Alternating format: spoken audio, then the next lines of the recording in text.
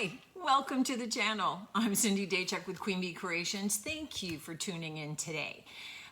Today's a thrift flip video, which tends to be the most popular video. I think y'all are looking for ideas of what to do with all of the junk you have lying around or the junk that you are yourself finding and thrifting.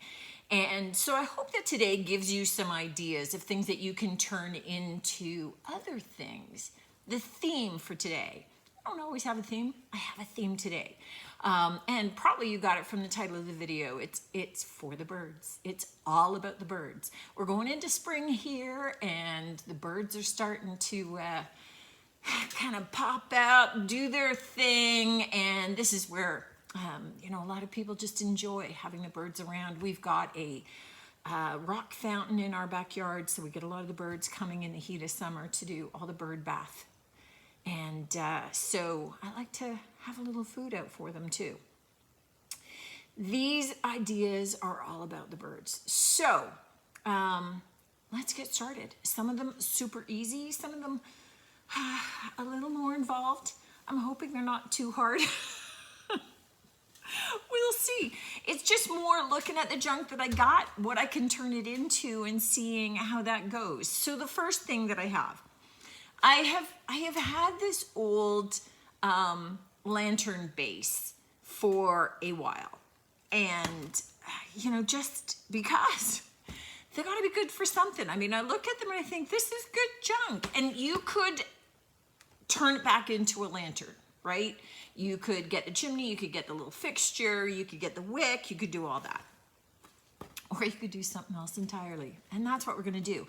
And this idea came from, as I was at my mom's place and she was showing me some hand-blown goblets. And if you follow any of my videos Wednesday night on YouTube and Facebook where I'm showing some of the new stuff, you know that I love some glass. I had my own glass studio for a while there. Technically, I still have it. I just don't actually use it anymore. I'm too busy. But she was showing me these hand-blown glass goblets and long stem, and she broke one off. So I've made it shorter, and really what I'm looking at is just kind of sanding it down so that it's not sharp. So I'm running my fingers along it, and you can tell I've taken all the sharp edges. Now, it doesn't necessarily really matter because I'm going to be attaching it to that, and you're not going to have any of the sharp edges. I don't know. I just felt compelled to make it not be something that anybody's going to cut themselves on, even though we're going to hide it. Now, the reason that this one is so easy is because we're just going to attach it, and we're going to make it into a little bird feeder. So something that you would just sit out in your garden, sit out on a table somewhere. And I have some new glue. We're going to use some E6000 because it really likes to glue glass to glass. And I have an E6000 over here, which still seems soft, but it's not coming out there anymore. I'd have to poke a hole. And I think it's actually pliable, but just not sticky. I was going to say stickable, but I guess stickable is a word. Stick-onable? Not. So I just thought that was a little plain. And I have some of these glass, flat back glass beads from a window project that I did. And because they're in the blue, and the cup is in the blue, I thought that we would just add them to our jar. So I'm just going to mix both of these in there, get it filled, and then we're going to glue our glass top on there. Okay, awesome, awesome, awesome. Ooh, and that fat one just fit in. Perfect. Okay, so here's what we're doing. We are just going to, how much of this can I glue up around there? Oh my goodness, you're coming out already.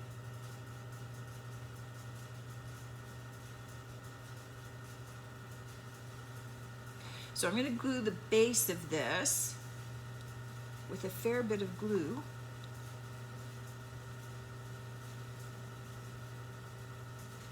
And I'm going to let it sit and harden.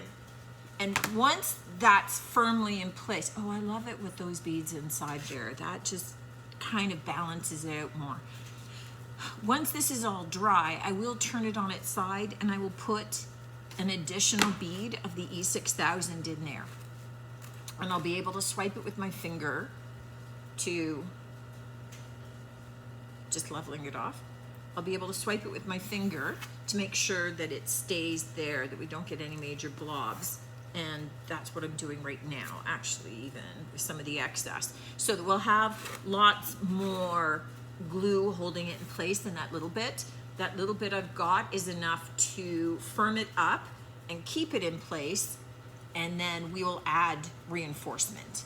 And this stuff on glass bonds like crazy, so that should be good to go. And that looks super cute. This next project also involves some gluing, and involves some gluing in a couple of stages because I have a number of pieces that have to go together. This is from an old lamp that I had, that I took apart, and it took apart into, it was huge. It was a huge, big, really solid, heavy. These pieces are heavy. Lamp, and I took it apart on a project with you, and I turned the other two pieces with a great big planter bowl on top, so it became a planter for the backyard.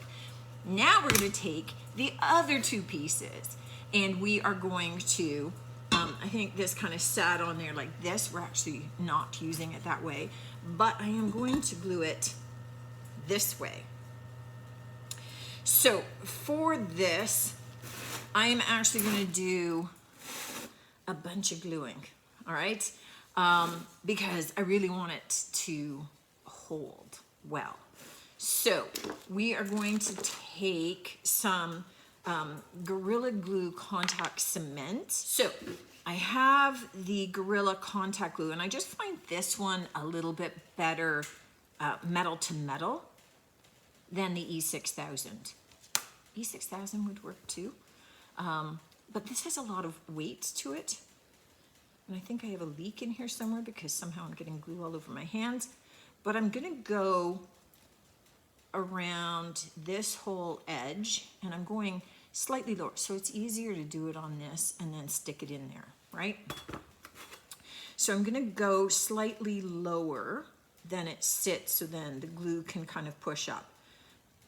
And then once that's in place, I'm gonna take my hot glue and go around again. So yes, hole in the side. Yeesh. Okay, you'd think you would glue yourself closed. So then I will kind of double glue it. And then, okay, it's coming out the bottom hole faster than it's coming out the top hole. And then we are going to come back and I'll show you what we're going to glue onto the top once this is glued together. Okay, this next one is a total experiment. I'm not sure I can do it. So we're going to do the easy part first. What I had a customer who dropped off. They had taken apart old chairs. And I've got this guy drying. Let me move him out of the way. Okay, so they had taken apart their old Adirondack chairs, and she's looking at the pile of wood, and her husband was going to throw it out. And she goes, wait. And she brought them to me. She said, Cindy, could you use this? And I go, yes. So what I did do was, these are just kind of some chair slats, right? You can see they had the lovely curve at the top, and I just sliced them off. Okay, I'm gonna sand out the bottom, but I'm gonna do it once I've attached them. So these are some of the little chair braces. So they've got holes in them already, but the holes are kind of big. Well, maybe my screw would be okay. And what I've done is I'm thinking I'm gonna put a brace on the top and bottom, and I'm just gonna screw them together. That's it. So these are nice big braces. They're gonna hold my two wood boards together, which become the base of our project, it might have been a little bit more difficult. What happened was my screw went down in too far, so I needed something to stop it from going down into the holes. I don't have washers, so what I did have were these little tiny wooden hearts from the dollar store. So it's going over the top, and then I am screwing that down, and that little wood heart is going to serve as my stopper. And I'll just have little hearts on it, just as a little bonus. You know what? You make do. I didn't have washers. I don't know that I really wanted the washer look, but you know what? I'm okay with little wood hearts. If you've got little wood squares, you know, just go with what you've got.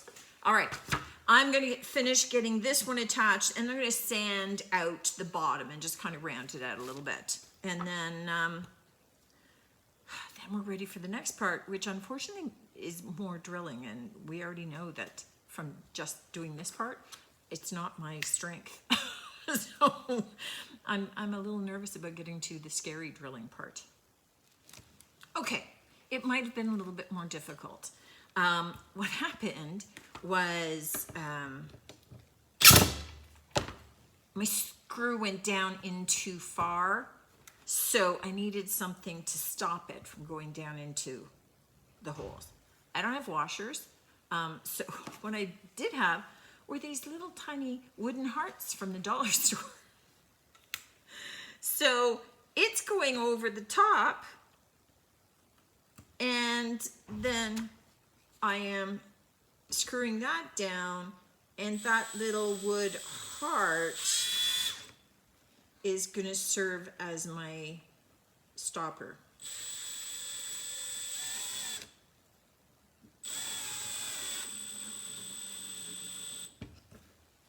Push it back together.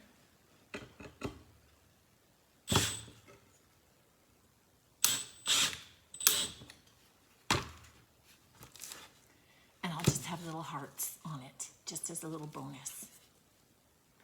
You know what? You make do. I didn't have washers. I don't know that I really wanted the washer look, but you know what? I'm okay with little wood hearts. If you've got little wood squares, you know, just go with what you've got. All right, I'm gonna finish getting this one attached, and I'm gonna sand out the bottom and just kind of round it out a little bit. And then we're ready for the next part, which unfortunately is more drilling, and we already know that from just doing this part, it's not my strength. So I'm a little nervous about getting to the scary drilling part. Okay, I'm probably gonna do the other parts around the other projects first. If I can't do the hard drilling, I don't need this base, but I'll use it for something else if this doesn't work. Oh my goodness.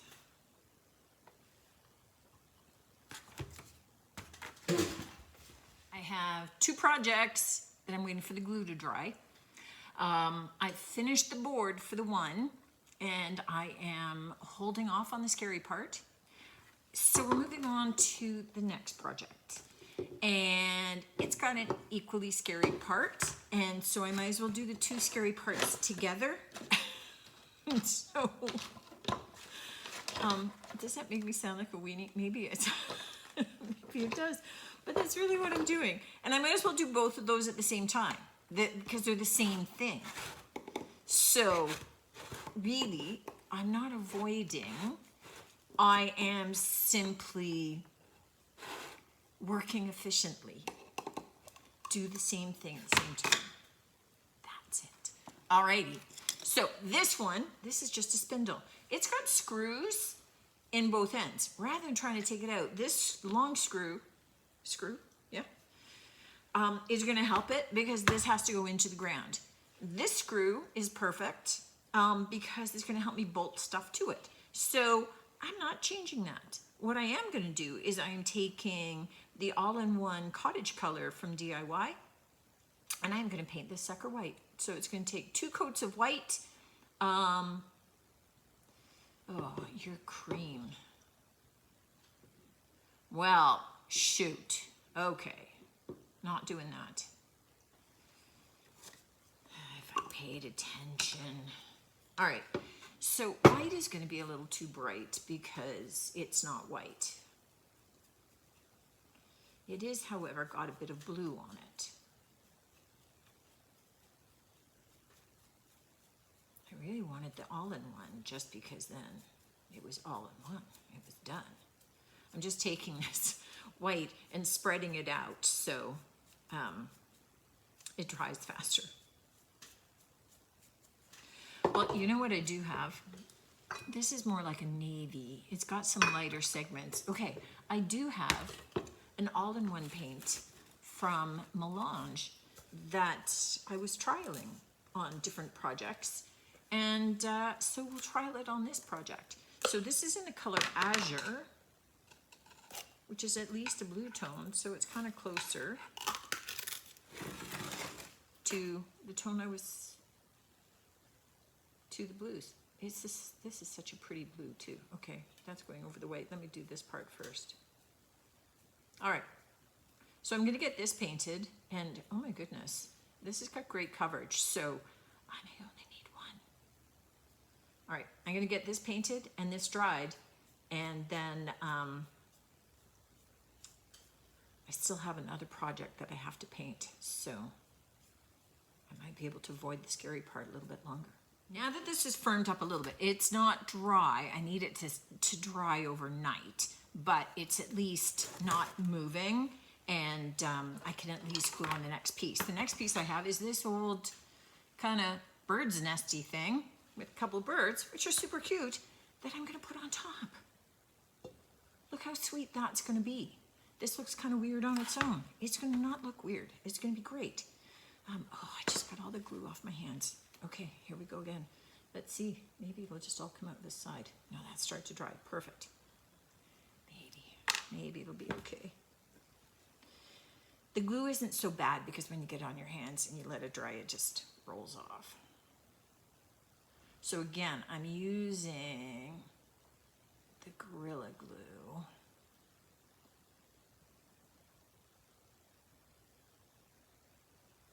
And I'm going up along the rim. And then I'm just gonna stick that on, let it dry overnight, and then we'll be able to paint this, which will kind of unify the look, right? Then it will all look like one. Right now, it's just gonna look like a bit of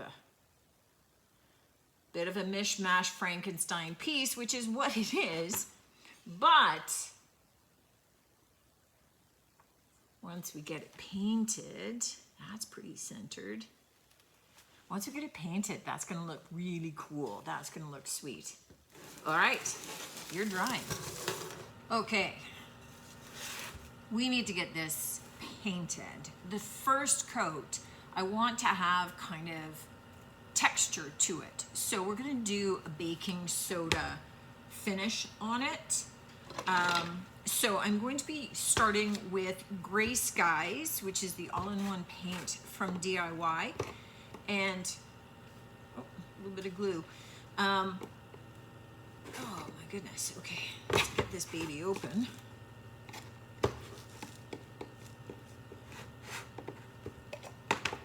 And so I'm gonna pour it into, whoops, another container. Oh, at least you can see I wasn't pouring it on the table.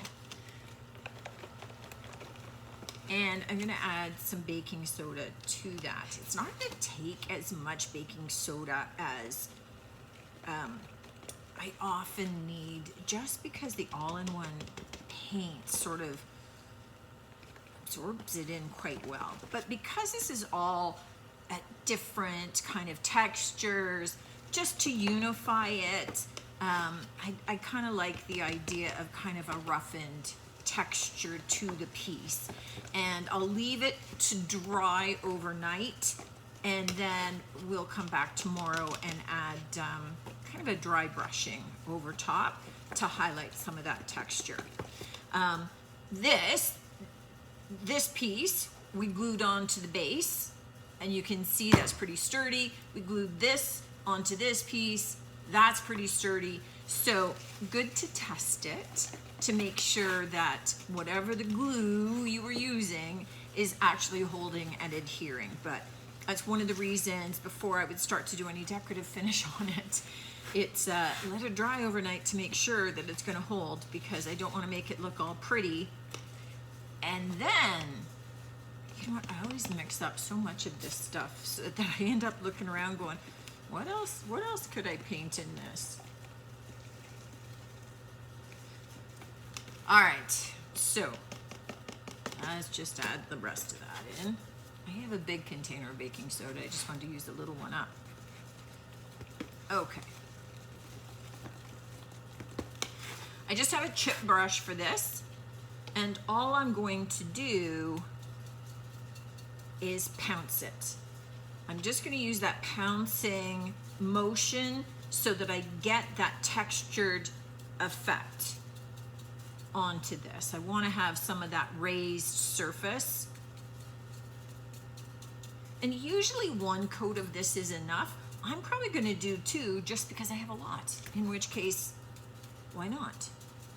But this textured look to it is also going to help mask, you know what, where I did that gluing and I didn't maybe get it as smooth as I might have liked. So that's all gonna be good. I'm just gonna get this done and set aside and leave it to dry. Now that this is all dry, I do want to bring out some of the rough texture details a little bit. So what I have is a really rough chip brush, and I have white linen, which is the all-in-one paint from DIY. And I just want to lightly dry brush this. So start to bring out some of those details, but I don't want it to be super heavy, right? So you can see this is just kind of catching those highs from the paint finish that we did, using that baking soda to create that rough texture. We're just kind of highlighting that a bit. It starts to make it look a little bit more like it's a stone finish, a little bit of a worn finish. And again, because this is the all-in-one, it's self-sealing as I go, but it's really highlighting those details beautifully. Okay, so this is the scary part for me. I have this beautiful old pottery teapot that has got a big honking crack in the bottom. So it was being gotten rid of. I love it, and it's what inspired all of these thrift flips today, because I wanted to use it. I wanted to find a way to use it. So the next part, we need to attach this onto that big board that we created. And glue just isn't gonna do it. Glue's not gonna cut it. So as much as I will use glue, I actually need to be able to screw it in.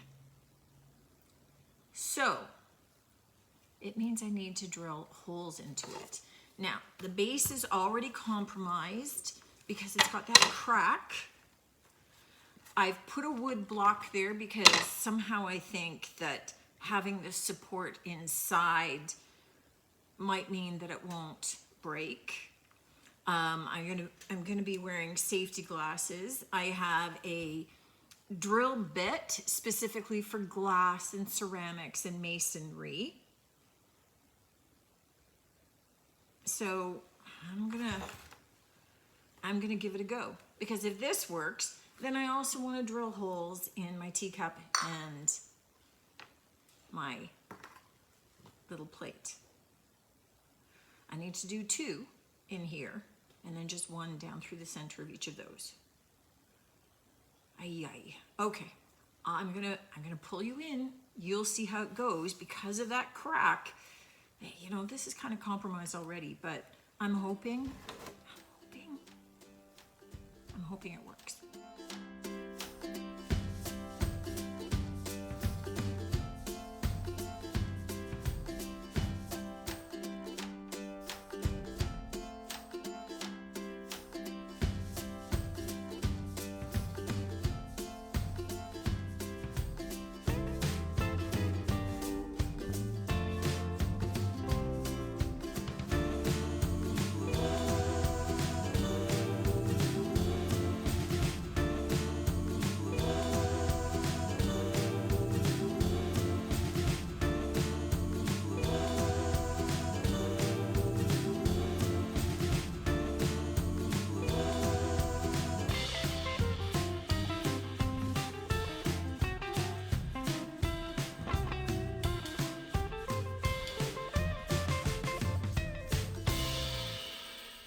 not gonna lie, that's not easy.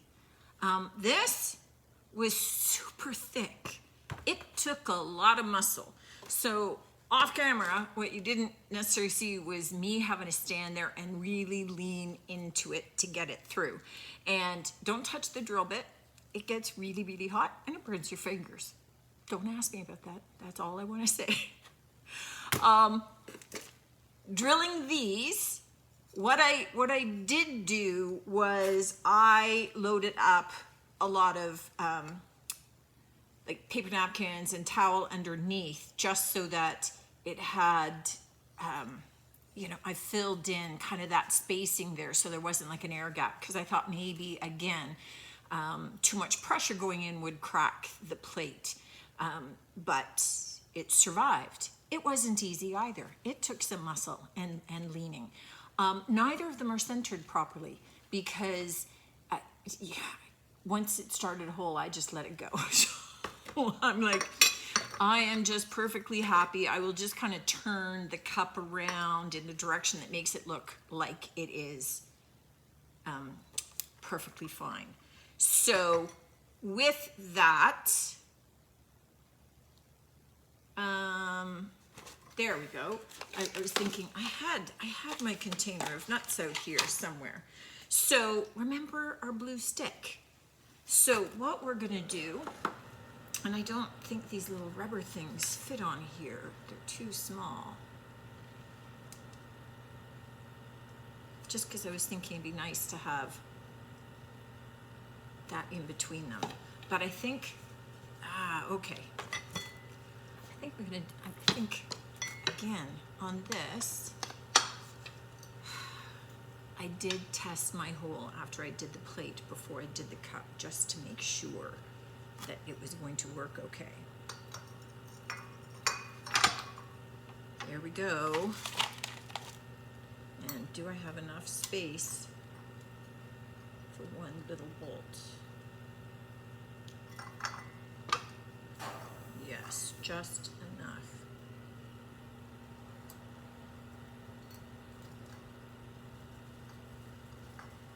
No, not enough. Okay, so we're just gonna switch ends.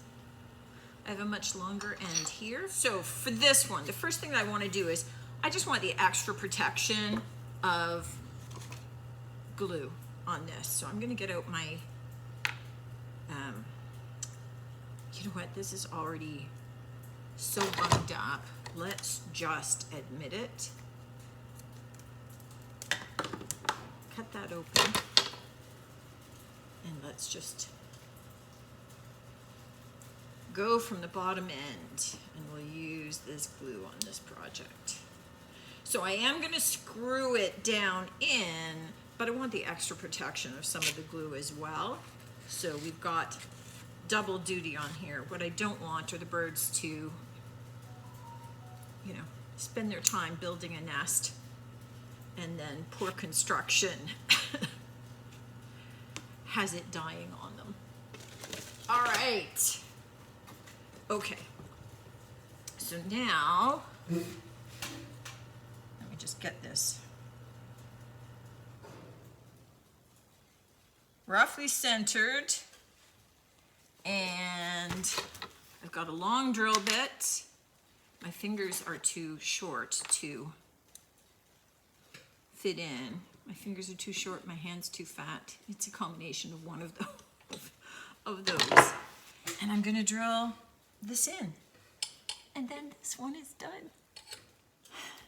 So today's video was kind of inspired by this one little broken goblet, which was just beautiful, hand blown, a shame to throw out.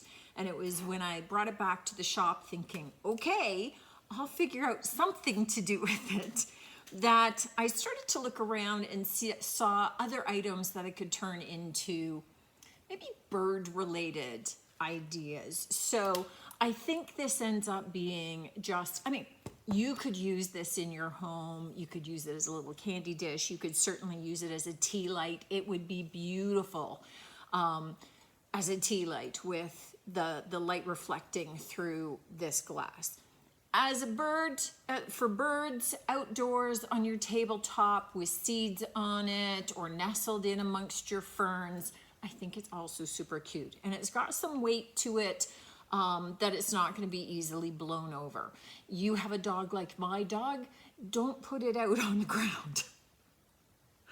My dog just runs like a crazy woman through anything, so not so safe. If you have gentle animals in your backyard, you're fine.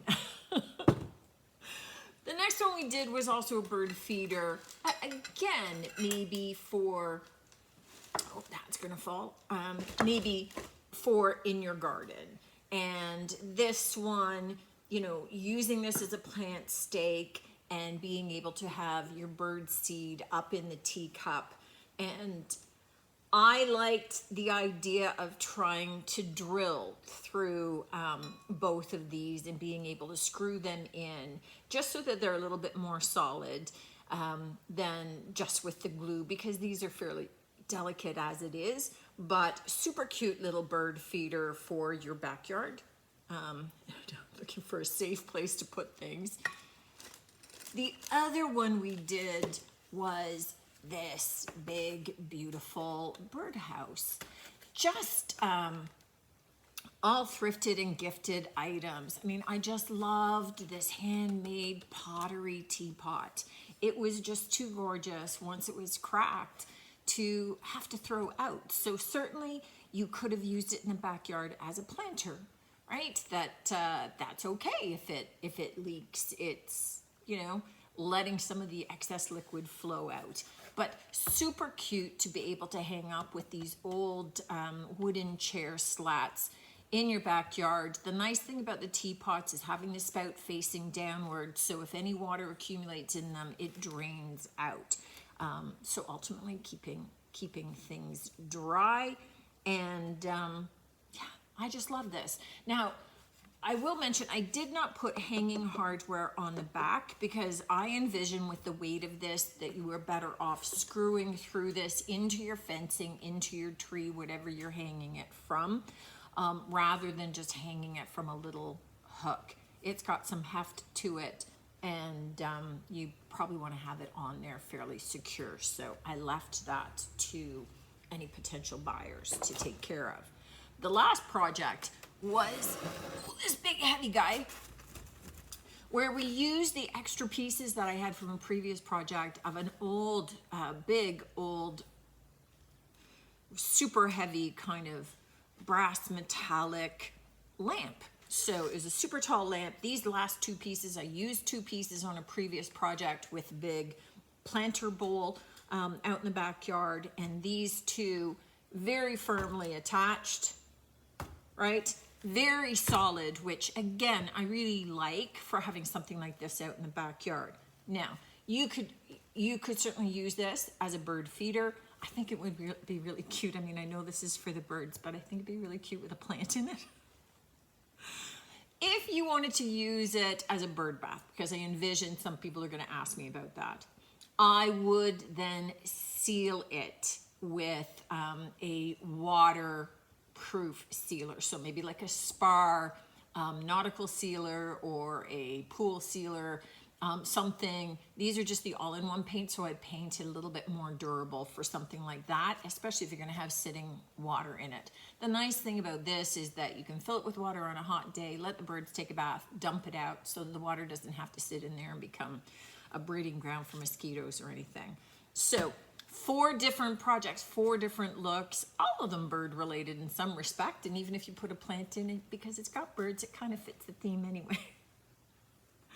But again, all inspired by this one little beautiful glass, which I loved and I couldn't bear to throw out.